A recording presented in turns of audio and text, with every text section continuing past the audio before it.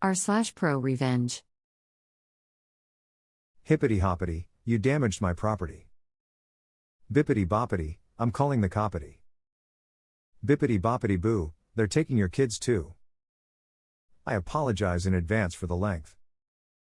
TL, DR at the end. This happened shortly after college.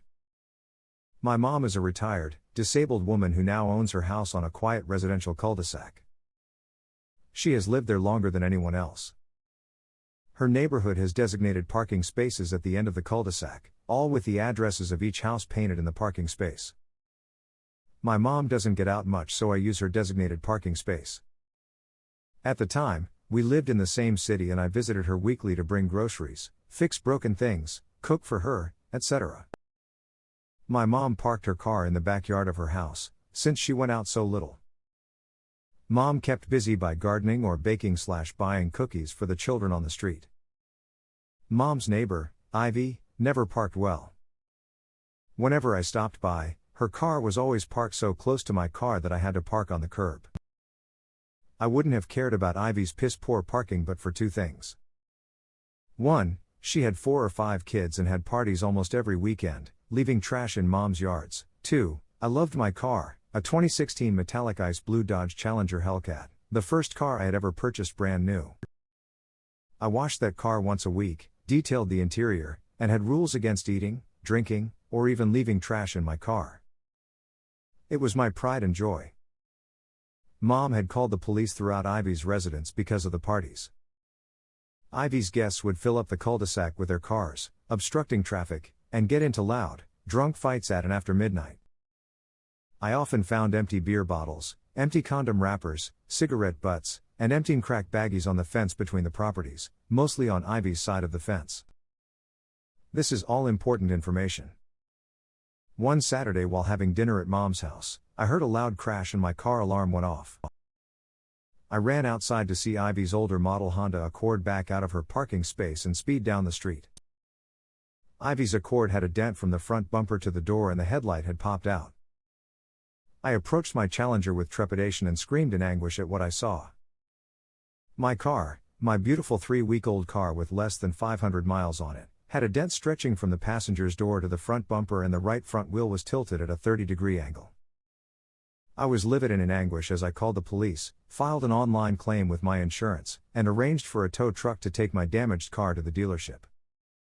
The estimated cost of repairs came out to $3,400. Total cost of repairs was eventually $6,500. I had a low insurance deductible, $100, but my car was parked and Ivy owed for the damages. For 2 weeks, I knocked on Ivy's door or waited for her to come home. She stopped driving her damaged Accord and either rented or borrowed a Ford Fusion. When she was home, she didn't answer the door. When she wasn't, she stayed away until my rental car, a Dodge Charger, left Mom's parking space.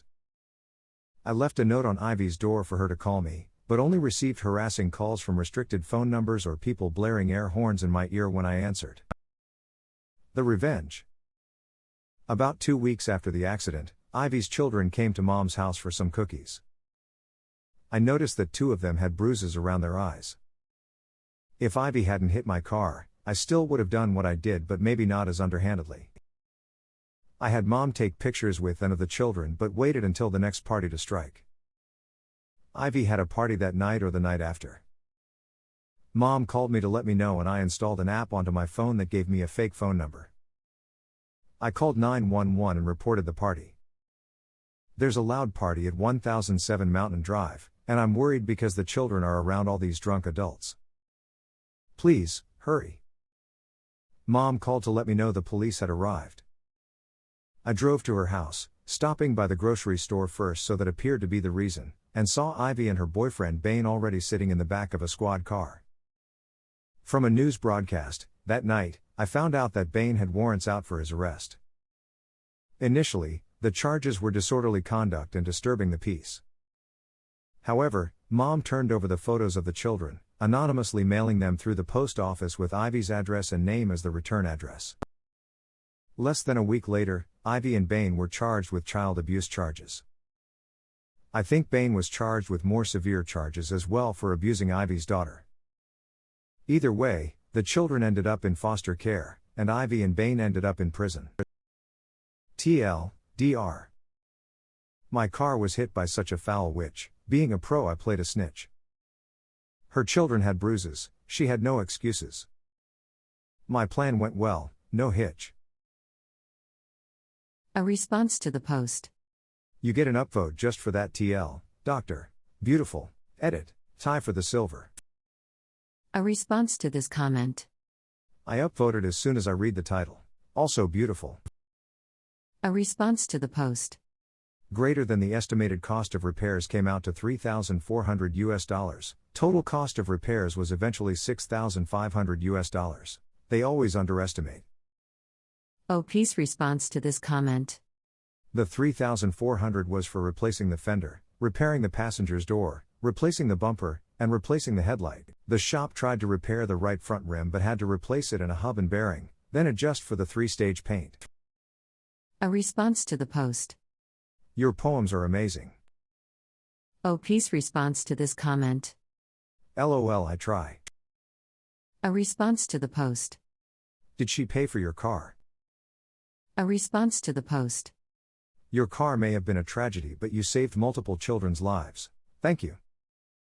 OP's response to this comment. Thank you for the compliment.